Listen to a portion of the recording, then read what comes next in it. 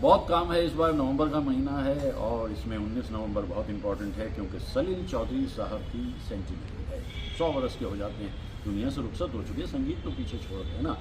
तो इस सेंचुरी में उनकी ज़िंदगी के बारे में बहुत सी बातें मुझे करनी है। भाई बहुत सी बातें करनी है तो थोड़ा दमखम चाहिए, दमखम चाहिए तो कुछ थोड़ा सा खाना भी आपको चाहिए।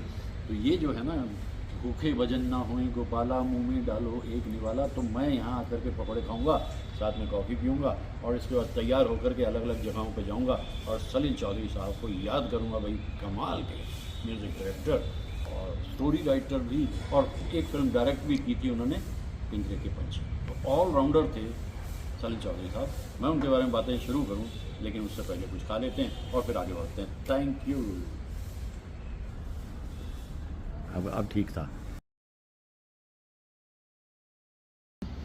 अब काम इतना बड़ा है, सलील चौधरी साहब के बारे में बात करनी है। पकौड़े बना के खिला दिए इस टीम ने, Deep, Suman and Bhajan, nice people, ably led by विजय।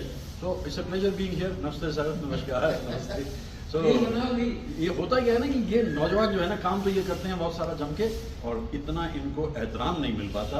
मैं इनकी तारीफ इसलिए करता हूँ, hard working, discipline, cordial, courteous और कुछ। Thank you, thank you.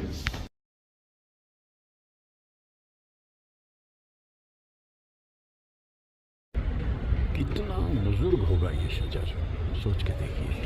जटाएं लटक रही हैं और एक अलग दौर इसके चेहरे पे दिखाई दे रहा है। ये शजर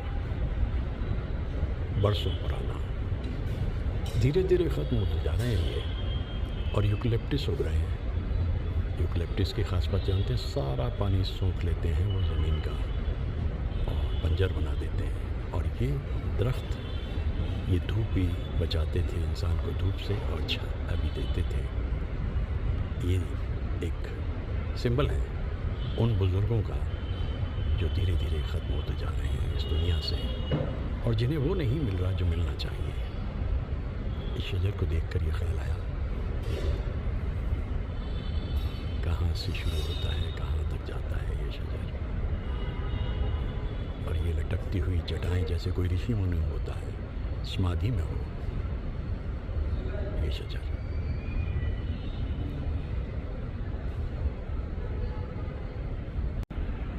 तो नवंबर 2025 की सबसे ख़ास बात है, सलील चौधरी साहब 100 बरस के हो जाते हैं 19 नवंबर को। उनका रूप भी यही था, वो भी ऐसे ही दानिशमंद इंसान थे और संगीतकार तो बेहतरीन थे ही सलील चौधरी साहब। अपनी कहानी छोड़ जा, कुछ तो निशानी छोड़ जा, तू फिर आए ना, मौसम बीता जा, धरती कहे पुकार के, बीज बिछा ले प्यार के, मौसम बीता जा। 100 बरस पहले किसी ने ऐसे ही एक बीज इस जगह बोया होगा, तभी उस पर ऐसा एक दरख्त उगा। आज ऐसा करेंगे तो फिर ऐसे बात, ऐसे ही दरख्त दिखाई देंगे। कहानी थी सलील चौधरी साहब के पास, और बिमल रॉय साहब ने कहा भाई इस पर फिल्म बनाते हैं, और फिल्म बना दी 2 बीघा ज़मीन, और संगीत भी सलील चौधरी साहब का। वो रशिया गए थे, थोड़ा कम्युनिस्टिक टेंडेंसी थी उनकी, वहाँ जाकर के एक रशियन वॉर सॉन्ग उन्होंने सुना,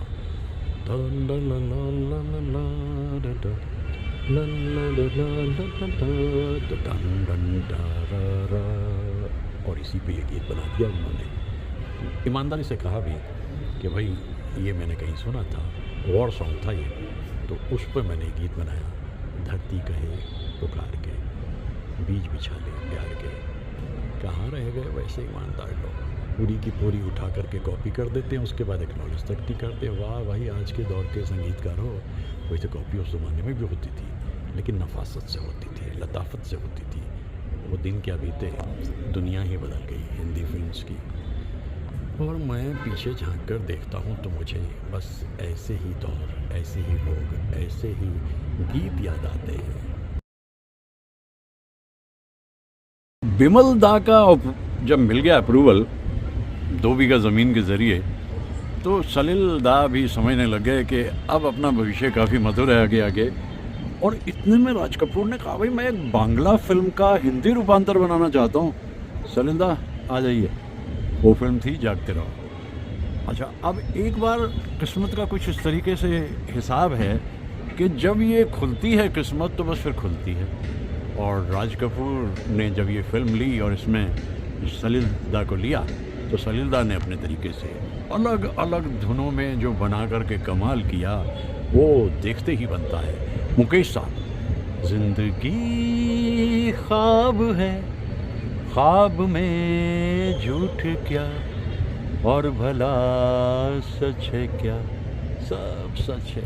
अब ये गीत जो है मोतीलाल पे है और उनके साथ साथ में राज कपूर भी दिखाई दे रहे हैं। इस फिल्म से सलील चौधरी को ये फ़ायदा हुआ कि इसमें एक पंजाबी गाना भी रख दिया उन्होंने, और पंजाबी गाने की धुन ऐसे बनाई बंगाली बाबू ने कि नाच उठे।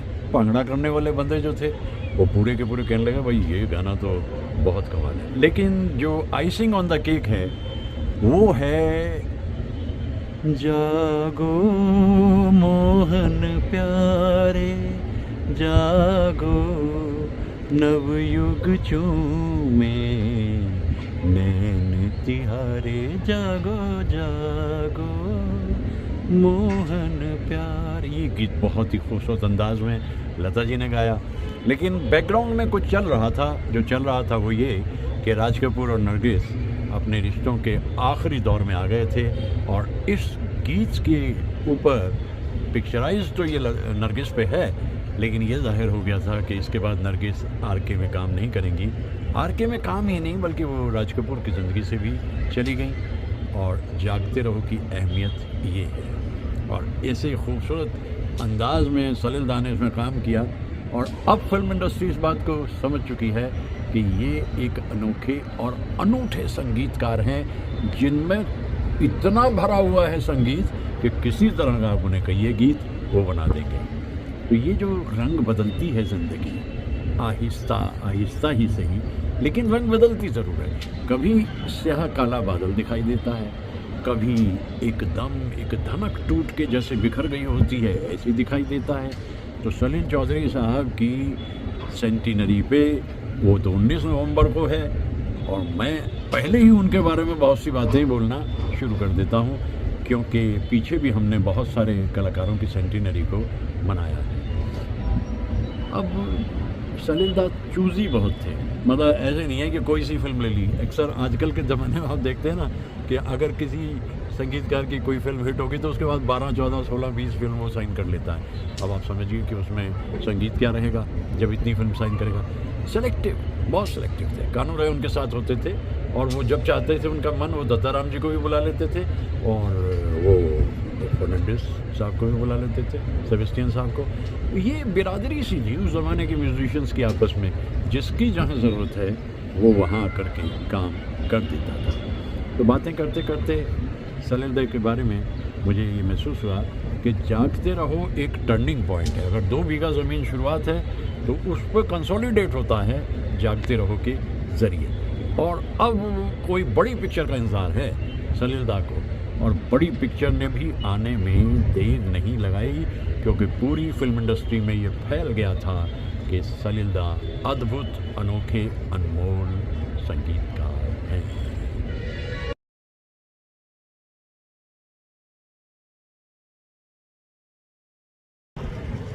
अचानक लगा राज कपूर को कि इस फिल्म में एक गीत और रखा जा सकता है, और उसके लिए उन्होंने मोतीलाल पे पिक्चराइज करने की बात कही। और साथ में जो एक्ट्रेस हैं उनके वो भी सुमित्रा देवी हैं। गाना गाया आशा भोसले। ठंडी ठंडी पवन की फुहार, पिया आज खिड़की खुली मत छोड़ो।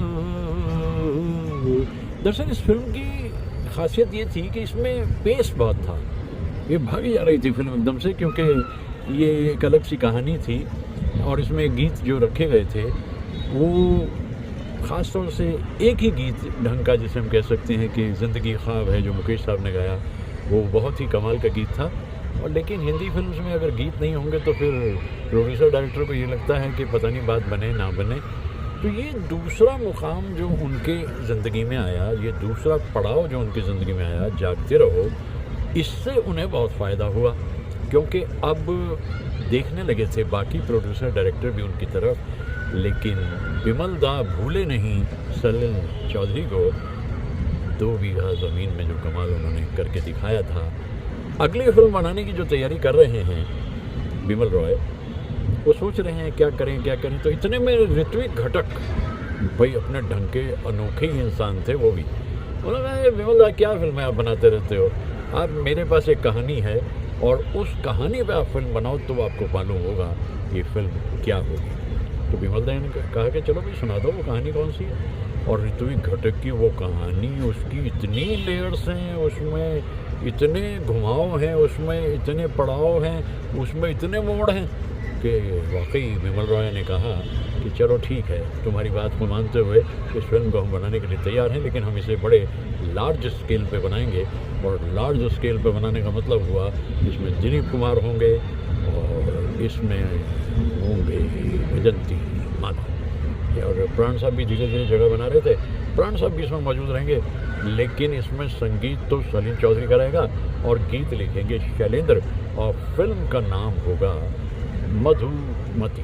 बरस था 1958। ये फिल्म क्या बनी, रेस्ट इज हिस्ट्री।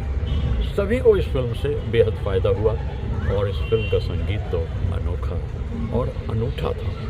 ऐसे अंदाज में ऑर्केस्ट्राइजेशन किया गया इसमें फिल्म में कि आज भी इतने बरसों के बाद उन गीतों को जो हम सुनते हैं, उनकी चहक और उनकी महक एकदम वही है जो उस दौर में थी। फिल्म मधुमती।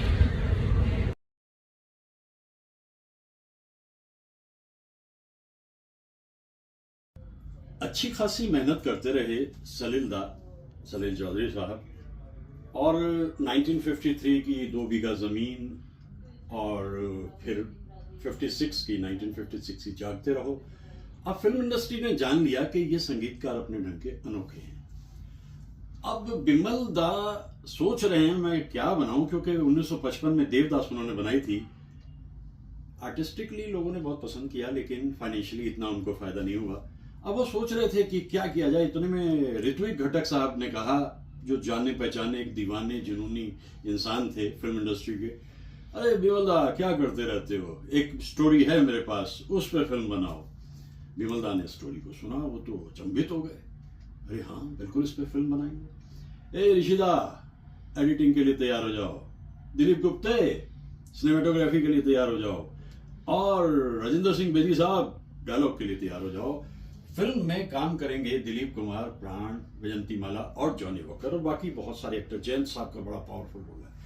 जब संगीत की बात आई तो बिमल रॉय ने कहा कि देवदास में तो बर्मन दादा को लिया था, लेकिन इस बार वो सलील चौधरी को लेंगे, क्योंकि इसकी जो बैकग्राउंड है वो रूरल है, रस्टिक है, और उसके अंदर ऐसे गीत बनेंगे जो फोक म्यूजिक से ताल्लुक रखेंगे। और सलील दा तैयार हो गए। सलील दा ने इसके अंदर जो संगीत दिया है, भाई कमाल का संगीत दिया है। और शैलेंद्र जी ने इस बात को पहले ही जान लिया था कि सलील दा पहले धुन बनाएंगे और उन धुन के ऊपर लफ्जों को घड़ना है और खूब जमाना है उनको। तो जो गीत वहां बन के तैयार हुए, शुरू में ही एक कोरस सुनाई देता है जब कास्टिंग चल रही है, और उसके बाद आजा रे, ये गीत तो भाई हॉन्टिंग मेलोडी है इतने वर्षों के बाद भी। इसके बाद फिर सुहाना सफर, रानी खेत के खूबसूरत जंगलों में जो कमाल की पिक्चराइजेशन इस गीत की है, और दिलीप कुमार साहब कितने खूबसूरत और हैंडसम उसमें दिखाई देते हैं, बड़ा ही कमाल का काम। अब जानते थे सलील चौधरी के इसमें मदद लेनी पड़ेगी कुछ बड़े काबिल लोगों से संगीत के लिए। तो कानू रॉय तो उनके साथ काम करते थे। उन्होंने सेबेस्टियन साहब से कहा, जो शंकर जयकिशन के असिस्टेंट थे, कि आ जाओ भाई, अब आपकी जरूरत है यहाँ पे। दिल तड़प तड़प के कह रहा है आ भी जा, ये गीत जो है इसमें थोड़ा सा ईस्टर्न यूरोपियन जो म्यूजिक है उसका टच है, मौजूद है इसमें।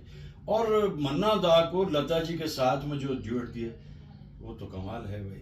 बिछुआ, क्या गीत बनाया है, क्या बात है। ऐसे ऐसे गीत वहां पर बना दिए कि आज भी जब उन गीतों को हम सुनते हैं, और जैसा होता है फिल्मों के अंदर कि अगर दिलीप कुमार साहब मौजूद है तो एक गाना तो सैड होना ही चाहिए, टूटे हुए ख्वाबों ने, ये गीत मोहम्मद रफ़ी साहब ने बहुत दिल से गाया, और शैलेंद्र जी ने गीत भी क्या लिखे।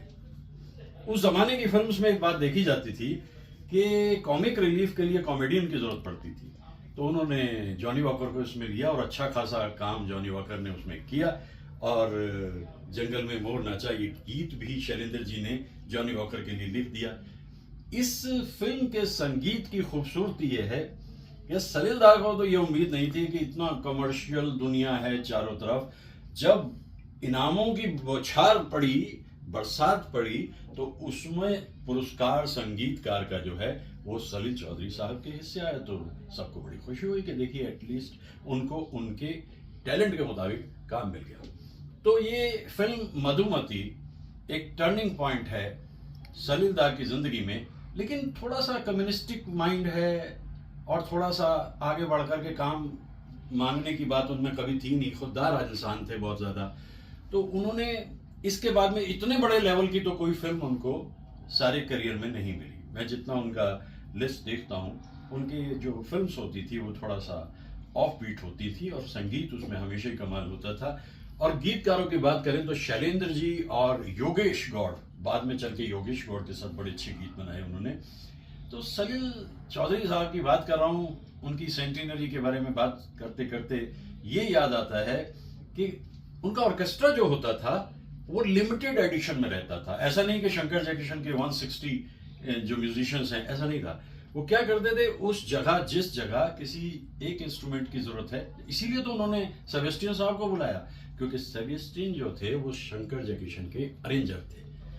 तो ये फिल्म हिट हुई, इतनी कमाई इस फिल्म से हुई कि चारों तरफ इसका नाम हो गया। चूंकि फिल्म इंडस्ट्री में आप जानते ही हैं, कमाई तो उस जमाने में भी सोची जाती थी, लेकिन कला को शहीद करके नहीं। जैसे आज के ज़माने में कला तो बेचारी उसका गला पहले ही घोंट दिया गया है, तो आज के ज़माने की फिल्मों से कोई ताल्लुक नहीं। और मधुमती, मुझे ये फिल्म इतनी पसंद आई कि कुछ अर्सा पहले मैंने इसका रिव्यू किया। मैं फिल्म्स का रिव्यू करता रहता हूँ, और जो मुझे अच्छी फिल्म, जैसे गाइड का मैंने किया और गुरुदत्त की सब फिल्म्स का किया, तो मधुमती का ये सलील दा जो इस तरीके से पियानो पे जब बैठते थे तो उनकी उंगलियां चलती थी और किस तरीके से वो काम करते थे, तो मैं उसका रिव्यू किया।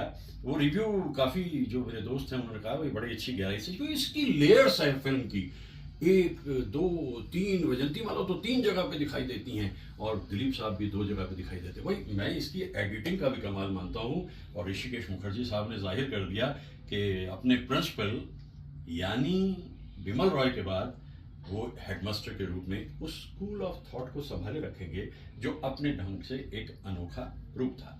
तो मधुमती बेहतरीन फिल्म, और बहुत सारी बातें मैं इसके बारे में उसमें कह चुका हूँ। कुछ दोस्त अगर उस लिंक को देखना चाहेंगे तो मैं वो लिंक उनको दिखा दूंगा। और गाने इसमें बनाए, एक गाना मुबारक बेगम को दिया था, लेकिन समझ गए थे कि एडिटिंग में कम ही एक अंतरा ज़्यादा नहीं कर पाते, क्योंकि सॉन्ग्स इतने सारे हो गए थे इसके अंदर, और उन सभी सॉन्ग्स को कहीं ना कहीं इस तरीके से, उस तरीके से, घड़ी घड़ी मेरा दिल धड़, भाई मैं तो कहता हूँ शैलेंद्र जी का कमाल है। आजा रे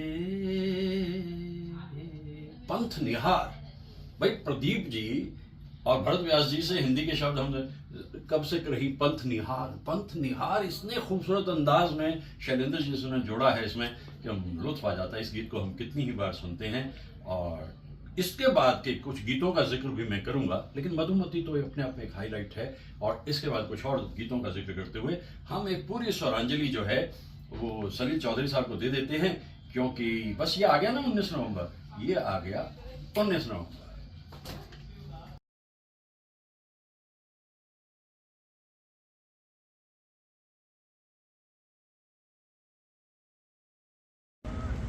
मधुमती फिल्म की कामयाबी के बाद और पुरस्कार के बाद अब फिल्म्स तो मिलने लगी सलील दा को, लेकिन उन फिल्म्स का जो स्तर था वो काफ़ी आर्टिस्टिक या एस्थेटिक होता था, और गीत जो उसमें वो देते थे वो बेहतरीन होते ही थे।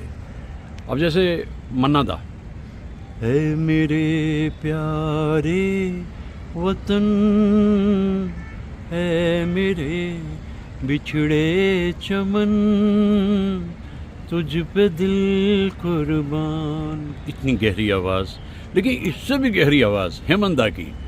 गंगा आए कहाँ से, गंगा जाए कहाँ रे। अब ये गीत भी अपने आप में बहुत अद्भुत गीत बना। और तलत महमूद साहब, इतना न मुझसे तू प्यार बढ़ा कि मैं एक बादल आवारा। यानी मुकेश साहब के साथ तो उनका बहुत ही बनती थी भाई, और ऐसे से खूबसूरत गीत मुकेश साहब ने उनके लिए गाए, यानी नेशनल अवार्ड तक मिला मुकेश साहब को। कई बार यूं भी देखा है ये जो मन की सीमा रेखा है, मन तोड़ने लगता है। योगेश का गीत था और इस पे अवार्ड मिल गया। लेकिन इसके बाद भी अलग अलग तरह के गीत उन्होंने गाए। गुजर जाए दिन दिन, ये जो गीत है ये किशोर कुमार का, भाई ये बड़ा कमाल का गीत है। और गाते रहे किशोर तो और भी गीत उन्होंने सलिलदा के लिए गाए, लेकिन मुकेश साहब के लिए जो गीत वो बनाते थे वो तो अपने ढंग के अनोखे गीत होते थे। उनमें शब्दों का बड़ा महत्व होता था जो ज़्यादातर योगेश जी ही लिखते थे। अब ऐसे गीतों को जब हम सुनते हैं, नैन हमारे सांझ सकारे, देखे लाखों सपने, सच ये कभी होंगे या नहीं, कोई जाने ना, कोई जाने ना यहाँ। ये गीत ने। और लता जी का तो भाई क्या कहना, लता जी जा रे उड़ जा रे पंछी। दरअसल करते क्या थे सलिलदा, पहले बांग्ला में गीत बनाते थे और उनमें ज़्यादातर गीत लता जी जो हैं वो हिंदी में भी गा देती थी। फिल्म माया में देव साहब को उनका संगीत अच्छा लगा और एक गीत वहाँ बन रहा था, तस्वीर तेरी दिल में जिस दिन से उतारी है। अब यहाँ कुछ रिकॉर्डिंग के दौरान लता जी और मोहम्मद रफ़ी साहब के बीच में कोई रंजिश हो गई, तकरार हो गई। गाना तो किसी तरीके पूरा हो गया, लेकिन लगभग 6 बरस तक इसके बाद लता जी ने रफ़ी साहब के साथ गीत नहीं गाए। और फिर जाकर के बर्मन दादा उनको वापस लाए, दिल पुकारे। तो सलिलदा की जो धुनें होती हैं, जो उनकी ट्यून्स हैं, उसमें फोक म्यूज़िक भी रहता है, उसमें क्लासिकल टच भी रहता है। और क्या खूबसूरत गीत दिया था किशोर कुमार को। आँखों में नींद न होती, आंसू ही तैरते रहते, ख्वाबों में जागते हम रात भर, कोई दिलासा होता, कोई तो साथी होता, कोई होता जिसको अपना हम अपना कह लेते यारों, पास नहीं तो दूर ही होता, लेकिन कोई मेरा अपना। अब ये गीत जो किशोरदा ने गाया है, वो इसीलिए मैं कहता हूँ कि हर कलाकार के लिए ऐसे गीत रचते थे। भाई लेटेस्ट स्टेज तक आते आते फिर कुछ फिल्म ऐसी उन्हें मिलने लगी जो उनके स्तर के मुताबिक नहीं थी, लेकिन अगर आपको बॉम्बे फिल्म इंडस्ट्री में रहना है तो फिर रहना है ना। अब जैसे मौसम फिल्म का संगीत जो है वो उसके गाने तो बना दिए थे मदन मोहन जी ने, लेकिन उसकी बैकग्राउंड संगीत के लिए सलील चौधरी साहब को बुलाया गया और बहुत ही खूबसूरत संगीत बैकग्राउंड उन्होंने दिया। तो इस तरह से हम जब सेंटिनरी की बात करते हैं तो कितना कुछ बात कर सकते हैं। जन्म शताब्दी, 100 बरस बाद भी एक कलाकार को याद रखे जाना ये बड़ी बात है, क्योंकि कुछ तो उसमें गुण है ना, कोई तो उसका हुनर है ना, कहीं तो वो औरों से अलग है ना, तभी तो 100 बरस बाद भी सलील चौधरी साहब को कोई भूलता नहीं। बहुत ही सादा तबीयत इंसान थे, ऐसे ही आडंबर से दूर रहते थे बिल्कुल। मुझे तो किसी ने एक बार ये बताया था, मेरे किसी परिचित ने, कई लगभग बहुत बरस पहले दिल्ली में साइकिल पे घूम रहे थे सलील शाह। तो सलील दा जो थे वो सतह से उगे हुए इंसान थे। अब वो शुरू की फिल्म को अगर 2 बीघा ज़मीन को देखें तो वो वही थे जो उस तरह के किरदार वो रचते थे, आम इंसान से जुड़े हुए। अच्छा लग रहा है सलील दा को याद करना, उनके गीतों को गाना, गुनगुनाना। न जाने क्यों होता है यूं जिंदगी के साथ, अचानक ये मन किसी के जाने के बाद करे फिर उसकी याद छोटी छोटी सी बात। मैंने तो छोटी बात, बड़ी बात, मंझली बात सलील दा से जुड़ी हुई सभी कह दी हैं, क्योंकि ये भी सच है, जब तक इंसान धरती पर रहता है तब तक उम्मीद रहती है कि मुलाकात हो सकती है, लेकिन जब वो दुनिया से रुखसत हो जाता है तो फिर तो उसके बाद कहीं किसी रूप में भी ढूंढा नहीं जा सकता उसको, और सिर्फ वो सृजन जो उसने किया होता है, जो वो दे गया होता है इस दुनिया को, उसी पे जिया जाता है। कोई कमाल के गीत गाते हैं। बताइए, गुजर जाए दिन दिन के हर पल गिन गिन, किसी की हाय यादों में, किसी की हाय बातों में, ये जो गीत है ये दरअसल एक मैथमेटिकल ट्यून है एक तरीके से। किशोर दा ने भी इस गीत को गाते हुए यही महसूस किया था, वो कितनी कंटिन्यूटी है इसमें, एंजॉयमेंट ऑफ वर्ड्स है, कैसे लिखे होंगे योगेश जी ने। लेकिन ये कलाकार इस तरह के थे ना, सब तरह के काम कर लेते थे, इसीलिए मैं याद कर रहा हूँ सलील दा को उनकी जन्म शताब्दी पे।